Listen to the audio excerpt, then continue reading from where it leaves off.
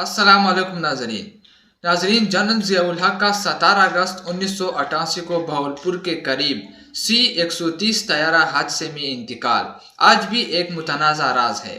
آج ہم دیکھیں گے کہ کون کون سی سرفہرست تحقیقات اور دعوے سامنے آئے اور اعجاز الحق نے اس بارے میں کیا کہا۔ تو ناظرین چلتے ہیں مکمل ویڈیو کی جانب۔ 37 سال قبل 17 اگست 1988 کو آپ کو اپنے والد جنرل ضیاء الحق کے طیارے کے حادثے کی خبر کیسے ملی، اور جب سرکاری وضاحتیں منظر عام پر آنا شروع ہوئیں تو آپ کے ابتدائی خیالات کیا تھے؟ بسم اللہ الرحمن الرحیم۔ سب سے پہلے تو آپ کا شکریہ کہ یہ ایک ایسا موضوع ہے جو 37 سال کے بعد بھی ایک بہت بڑا سوالیہ نشان بن کر پوری قوم کے سامنے کھڑا ہوا ہے۔ لاسٹ میری میٹنگ ہوئی تھی میرے والد کے ساتھ تقریباً 29 مئی کو۔ جنید صاحب کی حکومت جب ہٹی تھی اس سے کوئی ایک دن کے بعد میں بحرین چلا گیا تھا۔ اس دن صبح، یہ بڑی عجیب و غریب بات ہے کہ میں نے اپنی اسکواش کے لیے بکنگ کرائی ہوئی تھی، تو 10 بجے کے قریب جانا تھا اسکواش کھیلنے کے لیے، اور اس دن رات کو مجھے صبح فجر کے بعد میں نے ایسے خواب ایک دیکھا تھا، اور اس خواب میں نے دیکھا کہ کوئی بزرگ جیسے کوئی بیٹھے ہوئے ہیں اور میرے والد صاحب سفید کپڑے پہن کر ان کے سامنے بیٹھے ہوئے، بہت بڑے بڑے منقوں والی تسبیح لی ہوئی تھی اس نے ہاتھ میں۔ تو وہ ایسے گھما رہا تھا تو کہیں جا کے وہ اڑ جاتی ہے، تو میرے والد کہتے ہیں مجھے دے کہ آپ سے نہیں یہ چل رہی، تو وہ اس کو ایسے 2 یا 3 دفعہ چلاتے ہیں، تو وہاں سے ان کا ایسے میں نے دیکھا کہ وہاں سے وہ اٹھتے ہیں، کچھ تھوڑی دیر کے لیے ہوا میں جیسے کوئی تیر رہا ہو، اور جا کر ایک فریم میں لگ جاتے ہیں۔ تو بڑا مجھے کچھ عجیب سے لگا، اور وہ خواب ایسی تھی کہ میں بھولا نہیں، مطلب آج تک نہیں بھولا۔ میں اسکواش کھیل کے واپس آیا اوپر، ایک دم دیکھا کہ رونے کی بہت اونچی پہلے فون آیا مجھے، اور فون پہ کیپٹن پیر محمد صاحب جو ہمارے ہاؤس ADC ہوتے تھے، اور تو ان کا فون آیا تو بس الٹی سیدھی باتیں، یعنی کہ مطلب شارٹ آف کرائنگ کہ ہاں کیا ہو گیا، وہ جہاز لیٹ ہو گیا، آ جائے گا انشاءاللہ، ڈھونڈ رہے ہیں، تو اس قسم کی بات کی، تو مجھے سمجھ نہیں آئی۔ تو وہ جیسے ہی میں نے فون بند کیا تو پھر سے فون بجا، اور جب فون بجا تو دیکھا کہ آگے ڈاکٹر بشارت صاحب تھے، تو انہوں نے بتایا کہ وہ جنرل صاحب آپ کے مطلب بجی آ رہے تھے، تو وہ جہاز کا پتہ نہیں لگ رہا، تو ساتھ ہی انہوں نے اونچے دھاڑے مار کے رونا شروع کر دیا۔ تو بس یہاں سے وہ خبر آئی، تو اتنے میں نے دیکھا کہ لاؤنج میں غازی اختر خان جن کے ساتھ میں ٹھہرا ہوا تھا، اس کی ایک دم اونچی آوازیں رونے کی آنی شروع ہو گئی۔ تو میں جب نکلا باہر دیکھا تو آگے CNN لگا ہوا تھا، اور پریزیڈنٹ بش جو ہے نا، وہ اپنی کوئی سرمنی تھی یا کہیں تقریر کر رہے تھے، تو رک کر انہوں نے یہ اناؤنس کیا کہ we have lost a very dear friend today. تو پھر ہمیں پتہ لگا، اور پھر ہم نے مطلب اوبیسلی جب واپس آنے کی تیاری کرنی تھی، تو غازی بھی میرے ساتھ، اور سب نیو یارک گئے، اور وہاں سے ہمیں پھر 18 تاریخ کی رات کو فلائٹ ملی۔ 19 کو ہم کراچی پہنچے، جہاں ہمیں اس وقت کے corps commander general Asif Nawaz, another person who was very close to my father in law، اور ہمارے فیملی کے ساتھ بڑا قریبی تعلق تھا، انہوں نے ریسیو کیا، اگلے جہاز پہ چڑھایا، تو ہم پھر پہنچے اسلام آباد۔ پھر میں یہاں پہنچ کر بھی میں اپنی والدہ کو ملا، تو 19 تاریخ کو ہی ہم دن میں پہنچ گئے تھے۔ تو ان کو ملنے کے بعد جب میں باہر نکلا تو دیکھا کہ دنیا ہی وہاں پہ، مطلب دنیا ہی وہاں پہ۔ اپنے چھوٹے بھائی کا تھا انوار گھر پہ تھا، مطلب وہ اس تمام حادثے کے دوران وہ گھر پہ تھا۔ اجاز، کیا یہ درست ہے کہ جنرل ضیاء الحق بہاولپور کے وزٹ پر نہیں جانا چاہتے تھے مگر انہیں وہاں جانے پر مجبور کیا؟ کیا آپ ان افراد کا نام لینا پسند کریں گے جو جنرل ضیاء الحق کو ہر حال میں بہاولپور بھیجنا چاہتے تھے؟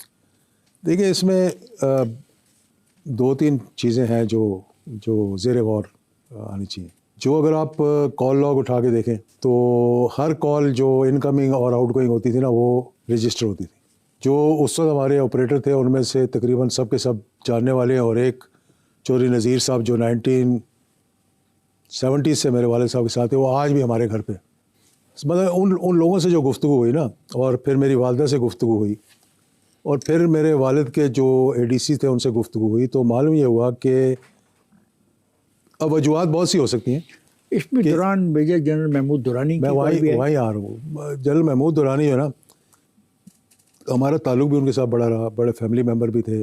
اس بات پہ آ کے ذرا تھوڑا سا ناراضگی سی، تلخی سی اس لیے ہوئی کہ تقریباً 16 کالز کی انہوں نے between a period of 1.5 week to convince my father that he should come to the exercises.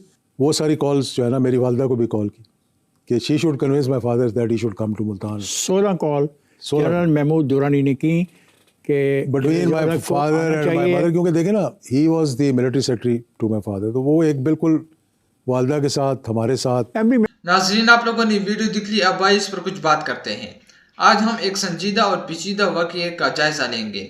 17 اگست 1988 کو پاکستان کے صدر جنرل محمد ضیاء الحق کا پیک 130C طیارہ باولپور سے اڑان کے فوراً بعد گر کر تباہ ہو گیا, جس میں صدر سمیت 30 افراد جان بحق ہوئے. یہ واقعہ تاریخی طور پر اہم ہونے کے ساتھ ساتھ تاحال مختلف مفروضات اور سوالات کا مرکز بھی ہے. سرکاری پاکستانی تحقیقی رپورٹ نے ابتدائی طور پر طیارے کی حالت اور حادثے کے بارے میں تفصیلی تفتیش کی اور مختلف امکانات کا جائزہ لیا. بعض رپورٹس میں اس نتیجے تک بھی پہنچا گیا کہ واضح ثبوت نہ ہونے کی وجہ سے کچھ شکوک و شبہات پر برقرار رہے. اس کے برعکس بیرونی رپورٹس, جن میں بعض خفیہ اطلاعات اور غیر رسمی رپورٹس شامل ہیں, مختلف مفروضے پیش کیے, مثلا میزائل دھماکہ یا تکنیکی خرابی وغیرہ. ضیاء الحق کے بیٹے اعجاز الحق نے مختلف انٹرویوز میں کہا کہ ان کے والد کو اس سفر پر جانے کے لیے مجبور کیا گیا اور تحقیقاتی عمل میں رکاوٹیں آئے. انہوں نے بعض نامزدگیوں اور بین الاقوامی مداخلت کے امکان کا بھی ذکر کیا. یہ بیانات تنازع میں مزید تیل کا کام کرتے ہیں اور مختلف ذرائع میں درج ہے. تاہم یہ بھی واضح رہے کہ یہ دعوے رسمی تحقیق کی حتمی توثیق نہیں ہے اور انہیں ثبوتوں کی روشنی میں دیکھنا ضروری ہے. آج کی ویڈیو میں ہم نمبر 1 پر بات کرتے ہیں. حادثے کے سرعام مقبول شدہ حقائق بتائیں گے. نمبر 2, سرکاری رپورٹس اور آزاد یا بیرونی تصویرات میں سامنے آنے والے اختلافات پر روشنی ڈالیں گے.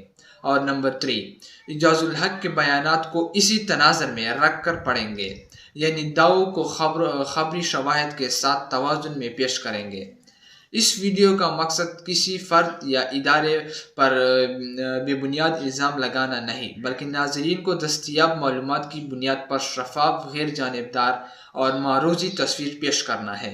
اگر آپ حقائق کی بنیاد پر مزید تحقیق پسند کرتے ہیں تو ویڈیو کے نیچے قابل اعتماد حوالہ روابط اور حوالہ جاتی رپورٹس شامل کروں گا تاکہ دیکھنے والے خود اصل تصویرات دیکھ سکیں.